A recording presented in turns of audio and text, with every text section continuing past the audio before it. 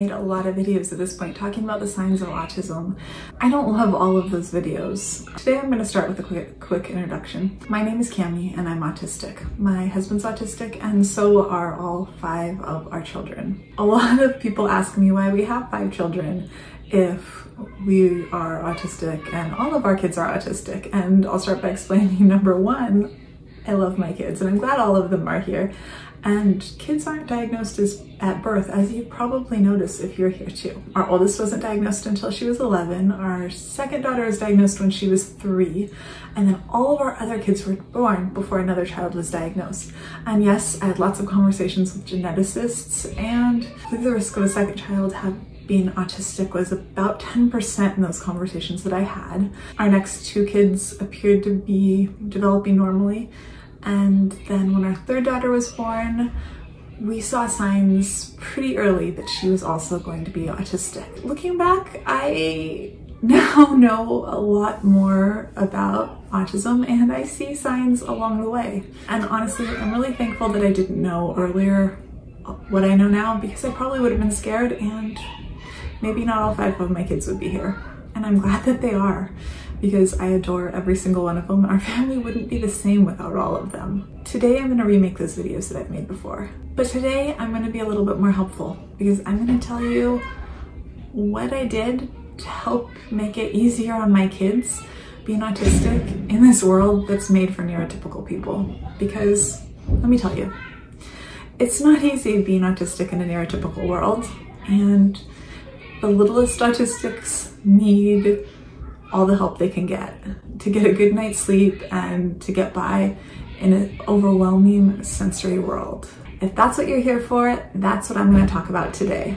Now, I am autistic. Sometimes I ramble. If that's going to bug you, you might want to click away right now. Today we're talking about little kids, and I'm going to talk about the first sign of autism that we saw with basically all of our kids. Again, 5 children, all of our kids are autistic.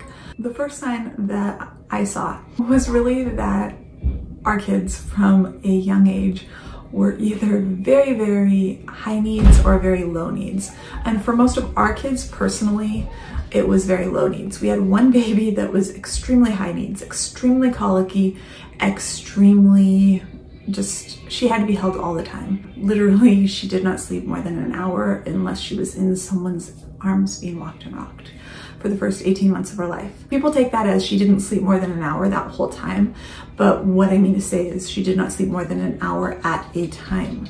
She woke up every 60 minutes for the first 18 months of her life. Yes, I was exhausted.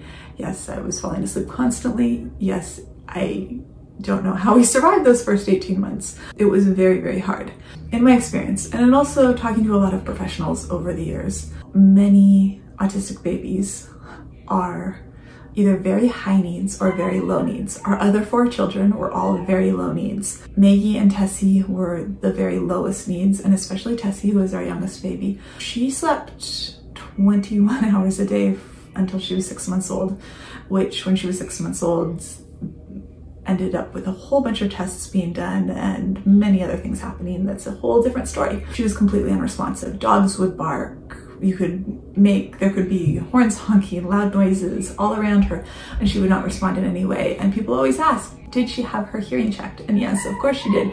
She had it checked in the hospital. She had it checked a second time in the hospital when she was in the pediatric ICU. She had it checked at an audiologist's office. Hearing check is the very first thing they do when they start suspecting a developmental disability of some kind, and it was checked over and over and over again. And her hearing is still completely fine. She is constantly actually plugging her ears because for all the ways that she's sensory seeking, she doesn't like loud sounds. The second thing we saw, again, was divided into the world of extremes. I already mentioned that our oldest wanted to be held all the time and we could never put her down. But on the other side of that was that our youngest didn't want to be held at all. In fact, she didn't want to be touched at all. Other than when she was being fed and when I was nursing her, she would cry to be put down. She was completely happy in her bassinet all the time, apart from eating. That was hard for me, not because I was personally offended, like my baby didn't like me, like some people have suggested in some other videos. It was hard for me because I was worried about like how life was gonna be for her if she had that level of sensitivities. I also had a lot more experience as a mom and with sensory processing, and I had a lot more understanding than I had had with my earlier kids. So from the start, that was huge, and it was also really, really soothing to her. I let her be in long sleeve sleepers pretty much all the time. I didn't do any of the cute little baby outfits that I wanted to do with my older girls. I just realized that those were not comfortable for her and that she was not going to be happy in those, and so I didn't even try it. The other thing I got was a Magic Merlin sleep suit. It's almost like a marshmallow type suit. It's just kind of like this thick baby suit that keeps them from startling as much, that keeps them on their back. Was another thing that seemed to keep her very, very calm. I think it kind of offered that pressure that she needed as just the sort of baby that she was going to be. I was already figuring out from her not liking to be held that she didn't like light touch, and that's why I kept her in the sleeper. But I figured also that a lot of people who don't like light touch also kind of like that deep pressure, and I figured that the Merlin sleep suit probably was going to be a good match with her, and it was. For a lot of people who are autistic, touch aversion is a thing, light touch. A lot of people who are autistic like that deep pressure, but a lot of people who are autistic don't like light touches that are very light on their skin. If a child is showing signs of being autistic, that is something to be aware of. When you're talking about a baby, one thing you can do to make that baby more comfortable is just keep their skin covered up to keep them more comfortable, and that can lead to a much happier baby. The third thing that we saw was not looking at faces. People get so mad at me for saying this one too, but it's true. When they're nursing, a lot of times babies from a very young age like to look at their mother's faces. My kids are so loud right now. It's always loud here. And I like the loudness, but I don't necessarily like it when I'm making videos. Generally, babies, when they're nursing, like to look up at their mother's faces. It is kind of that ideal distance, even from a very young age. And Tessie would avert her eyes, even from a very, very, very young age, so that she didn't have to look at my face. And I don't like making eye contact with most people. I mean, I do make eye contact. I've spent my life making eye contact. I mean, I've been told, look me in the eyes. I can make eye contact with just about everyone. It's not always normal. It depends on how comfortable I am in a situation. But yeah, I make eye contact whether or not it's comfortable for me. My kids make varying degrees of eye contact, and it's not something we've ever forced or anything like that. They just do or they don't. And I didn't notice it. I didn't notice that our kids didn't make eye contact until they were diagnosed, and then it was mentioned in the reports and stuff that they didn't. And it was funny because like May would grab my face and make me make eye contact with her.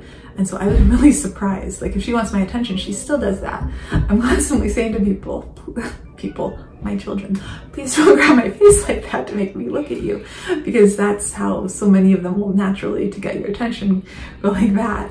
I'm like, okay, we don't do that. We don't grab people's faces to get their attention. But Tessie didn't want to look at my eyes, which surprised me mostly because I was her own mom, and all of my other kids would make eye contact with me from the time they were little. Like they liked looking at my face, and she didn't. And yes, that surprised me, even though I'm autistic and all my other kids are autistic, that surprised me. And again, it was one of those things where I was thinking about how hard it would be for her. I was just wondering how hard it was going to be for her. I was worried. I'm a mom, I worry. I do, I have anxiety. I have really high anxiety too. I didn't need to worry. She's amazing. She is doing great. She's a force of nature. That's why she wasn't looking at me. It was definitely a sign.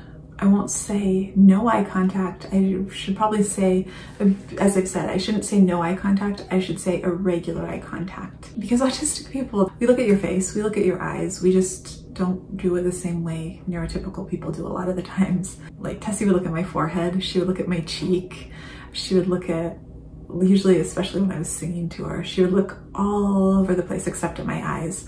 Or Maggie will look intensely at my eyes, but not quite in the same way like a neurotypical kid would. Now Tessie does this thing. Tessie and I have this thing we do now. She's 4.5 or almost 4.5, where we look at each other and then we both blink and close our eyes like that and laugh. It's just something that we started doing. So it's not necessarily no eye contact, like not looking at all. It's just not typical eye contact. It's not, and people always ask me like, what's typical, what's normal? It's not the eye contact that you expect. It's not the eye contact that most people make, the majority of people. I have so many people come here and ask me what's normal in a sort of aggressive, challenging way. And it's like, well, you're here asking the questions, so if it's not what you expect, it's probably not normal. Forcing eye contact is painful for people who are autistic. I do it all the time, and it is from mildly uncomfortable, but the thing is, I can't listen to you while I'm making myself look you in the eye. All I'm thinking of is about whether or not I'm looking you in the eye. I'm thinking about whether I'm looking too long and too hard, whether I've blinked, whether I'm starting to creep you out, whether I should break eye contact and look away, whether it's okay to look in this direction together now. And yep, I've probably looked too long now. And all of those things are going through my head, and I've completely missed what you just said. And now you're asking me a question, and I've just missed the entire conversation. I've been doing it to myself my whole life.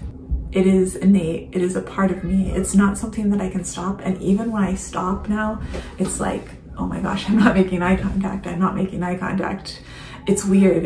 It feels weird to do it, and it feels weird not to do it. It's like the mask won't come off. And I've done it to myself. No one did this to me. A lot of people will tell you that they need to be active listeners and engaged listeners, and if they're not looking, they're not listening. But so often for autistic children, looking comes at the expense of not being able to listen. And of all the advice I give, this is one of the biggest pieces. Do not force eye contact. It's so hard. It's so hard to take it back. Some kids love to rock. We have never had a rocker out of all 5 of our kids. We've had spinners, we've had flappers, I guess repetitive motions. So Tessie was the one that you could tell. Before she could walk, she was trying to spin anything. She was spinning toys, she was spinning wheels, she was watching windmills. She was getting the propeller of her brother's helicopter so she could watch it spin. Tessie was that child watching everything spin because she loved things going around and around. And here's my advice on that. If your child loves to spin and they're not doing anything dangerous, let them spin. Let them spin on things that spin at the playground. Give them that chance to fill that need, because it is a need and it needs to be filled. Try to find a safe way for them to do it, because there's a reason that they're spinning and that they're watching things spin. Autistic play is play. Neurotypical kids find playing in a certain way fun, and so do autistic kids. Tessie loves to spin. She loves to spin while looking at things. She loves to spin just to spin, and it makes her happy, and there's nothing wrong with that. It's not inferior to neurotypical play, as is so often suggested. If you want your autistic kid to be happy, you shouldn't try to force their play to be something that it isn't. And that includes things like spinning and flapping. You shouldn't tell them that their movements are inferior to neurotypical movements just because some people are made uncomfortable by them. That includes flapping and rocking and spinning, even if that makes you very uncomfortable. Because there's things that the world is wrong about, that the world needs to change, and it's not the job of your small child to change to make the world more comfortable just because the world's wrong. The last one that I'm going to share today is holding small toys in your hand. Comfort items, but especially just small toys. A lot of times there'll be a specific toy, but then a lot of times it'll just be a comfort item. Sometimes it'll be a different color. For Maggie, it used to be red items, any red thing. It could be a little red block, a little red ball, or little tiny toy bubble guppies. It's changed over the years a lot of times, and people ask about the papers all the time. For Tessie, it's things that fit together. It's not one particular item. It's things that fit together in her hand. She likes to build things and she likes to put different things together. And so she likes to decapitate her ponies and find different heads to them so that she can mix and match the heads for various ponies. I sometimes feel like I am living inside Toy Story, and you know there's that graveyard of toys like that, but more cheerful. Anyways, so this one's not quite for as the tiny kids. This is when they get a little bit older and are toddling around. You can find general lists of autism characteristics. I've given you one of the main ones that you'll see everywhere, which is eye contact, but I'm also trying to give you ones that are less common, that were also ones that we saw throughout our kids. Carrying around small items that they didn't play with in a way that would be typical. They weren't playing with them like, Mommy, here's my horse. It was more like just something to hold in their hands, to keep their hands like this all the time. I promised advice, so the advice I would give with this is do not take these away. Do not take them away and make your child work for these. Do not let a therapist take them away. Do not put your child in therapies that take these items away and hold them ransom so that your child has to work for them. This can cause really extreme stress. It can cause major anxiety issues that you will be working through years later. It can be really, really damaging to have the things that you care about ripped away over and over again on a daily basis. I cannot recommend strongly enough not engaging in therapies that do that to your child. A lot of speech and OT is okay as long as they aren't on board with the whole ABA thing. Anyway, that's it for today. If you like this video, I'd love it if you give it a thumbs up. And if you're interested in all things autism, we'd love it if you'd hit subscribe, and I'll see you tomorrow. Bye.